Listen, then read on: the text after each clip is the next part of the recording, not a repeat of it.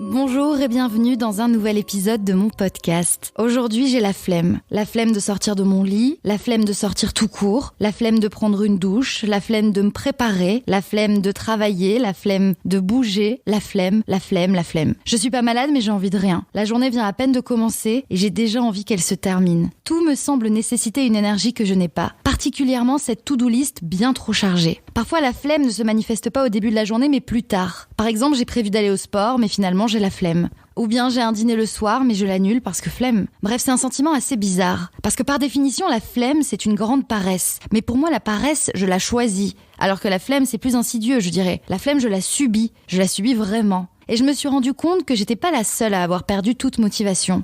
La Fondation Jean Jaurès a réalisé une enquête d'opinion en novembre 2022 et le résultat est sans appel. Les Français sont atteints d'une épidémie de flemme. Et ça, particulièrement depuis la crise sanitaire qui a décidément changé pas mal de choses. Épidémie de flemme, le mot est fort. C'est presque comme si c'était quelque chose de contagieux. Il semblerait que 30% des sondés se sentent moins motivés qu'avant le Covid. Et ce chiffre remonte à 40% chez les 25-34 ans dont je fais partie. Et toujours selon cette étude, cette flemme, elle expliquerait par exemple le peu d'affluence dans les salles de cinéma. Bref, celui qui semble être responsable de tout ça, c'est notre canapé, qu'on ne veut plus quitter. Ou bien, le vrai responsable dans tout ça, c'est notre doigt, notre index. Celui qui nous permet en quelques clics de commander à manger, de rencontrer quelqu'un, de regarder une série ou un film, de faire du shopping, ou même de consulter un médecin. Pourquoi on aurait encore envie de se déplacer, de se mouvoir quand tout est aussi simple, tout est à portée de doigt. Alors peut-être que ça enlève un peu la volonté d'agir. Moi, je me rends compte que j'ai perdu l'envie, que dans le ratio effort-résultat, je vois que l'effort et surtout que les contraintes.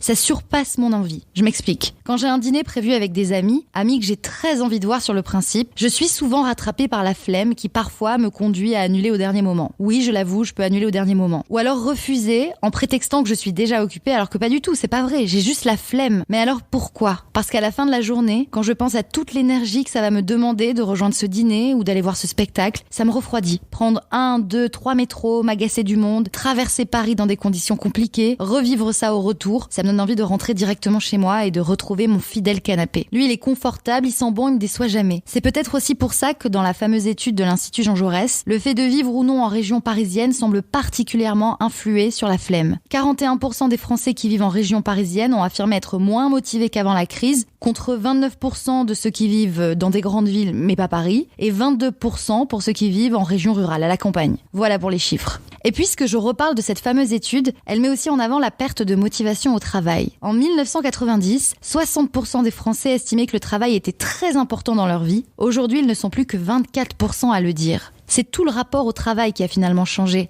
Et ça a inspiré un tacle de nos chers voisins british qui eux aussi ont lu cette étude et en ont tiré un article dans le journal The Telegraph avec pour titre « Les Français sont devenus encore plus paresseux selon une étude » avec comme image d'illustration pour l'article une terrasse de café bondée. Un peu facile le raccourci. Mais c'est vrai qu'on se pose sûrement plus de questions, qu'on cherche un équilibre difficile entre le pro et le perso et un sens dans ce qu'on fait. Bref, j'ai la flemme de continuer. Non, je rigole, quand même pas. En vrai, ça m'énerve d'avoir la flemme. Je me dis que je peux pas être fatiguée comme ça tout le temps. D'ailleurs, je suis même pas fatiguée. Ou alors je suis fatiguée d'être fatiguée. Vous suivez ? J'ai envie de me mettre un coup de pied aux fesses. J'ai plus envie de subir cette flemme. J'ai envie de retrouver la motivation, de retrouver l'envie d'avoir envie, comme dirait l'autre. Parce que je pense que c'est un cercle vicieux. Plus je me dis que j'ai la flemme, plus je m'installe dans cette sorte de satisfaction d'avoir la flemme. Mais c'est pas une fatalité. Avoir la flemme, ça conduit à procrastiner. Ce mot est si difficile à dire, procrastiner. Ça conduit aussi à beaucoup chiller. Le chill, ce mot qui va rentrer dans le petit Robert en 2023. Eh bien moi, je compte bien continuer à chiller. Je veux savourer ces moments de chill comme une récompense des moments qui demandent un peu plus d'effort. Bref, je m'engage ici à combattre ma flemme, à basculer du côté des 60% des Français qui sont au moins autant motivés qu'avant le Covid. Mais si la RATP m'écoute, est-ce qu'il serait possible de rendre les transports un peu plus chill ? Tiens, ça aiderait beaucoup à lutter contre la flemme. Je termine cet épisode sans flemme avec une citation signée Raymond DeVos. Ne rien faire, ça peut se dire, ça peut pas se faire. Je vous laisse méditer. Blablatement vôtre et à très vite pour un nouvel épisode.